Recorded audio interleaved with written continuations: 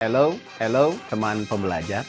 Pernah nggak kamu dengar lagu hip hop yang beatnya keren banget, tapi liriknya penuh sumpah serapah? Kata-kata yang kalau diucapkan di rumah bisa bikin kamu langsung kena jewer. Hari ini di Wordburst kita bahas kenapa sumpah serapah atau swearing jadi bagian penting dari hip hop. Bukan sekedar buat gaya, tapi sebagai bentuk ekspresi, perlawanan, dan kejujuran sosial.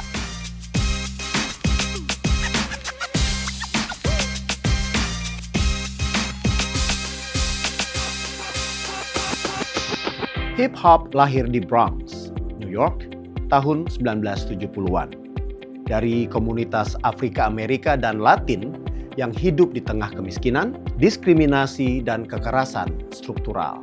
Menurut Rose, 1994 dalam Black Noise, Rap Music and Black Culture in Contemporary America, hip hop adalah suara dari yang tak terdengar, a way for marginalized youth to speak truth to power. Sumpah serapah dalam hip hop muncul sebagai bagian dari realisme bahasa jalanan atau street vernacular. Kata-kata kasar digunakan bukan hanya untuk menghina, tapi untuk menegaskan kemarahan, otentisitas, dan identitas kelas sosial. Dengan kata lain, the profanity is the poetry.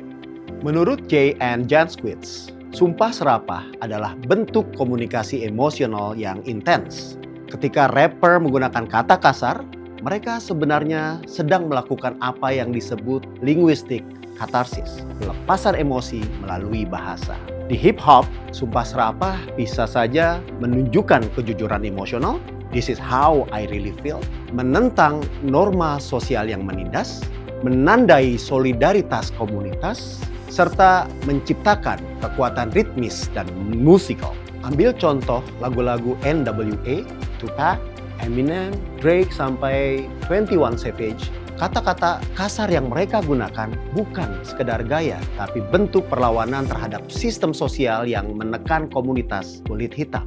Dari perspektif linguistik, sumpah serapah punya fungsi pragmatik. Artinya, they do things, bukan sekedar say things. Allen and Burridge 2006 menyebutnya sebagai emotive intensifier. Kata F-word, S-word, B-word dalam hip-hop sering muncul untuk menegaskan kekuatan kata kerja. I F told you, misalnya. Memperkuat ekspresi emosi, that is F real, atau menciptakan ritme dalam lirik, F the system.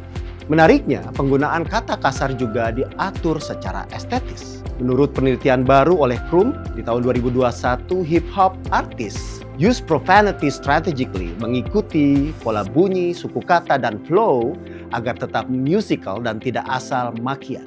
Swear words di hip-hop adalah simbol kekuatan bahasa.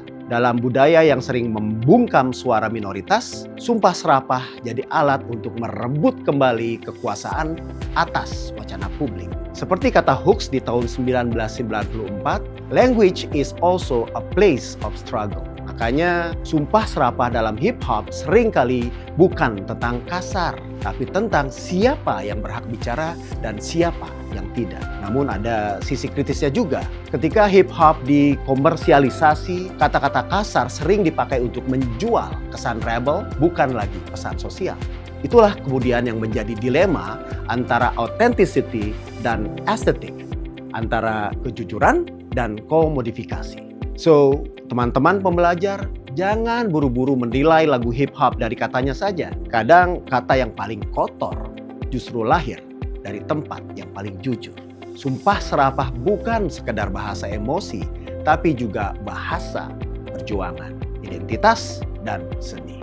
Hip-hop mengajarkan kita bahwa bahasa bisa saja jadi senjata dan pelindung sekaligus. Ketika kata-kata kasar dipakai untuk bicara tentang rasa sakit, ketidakadilan, dan perlawanan, maka sumpah serapah berubah fungsi dari kata terlarang menjadi kata pembebasan.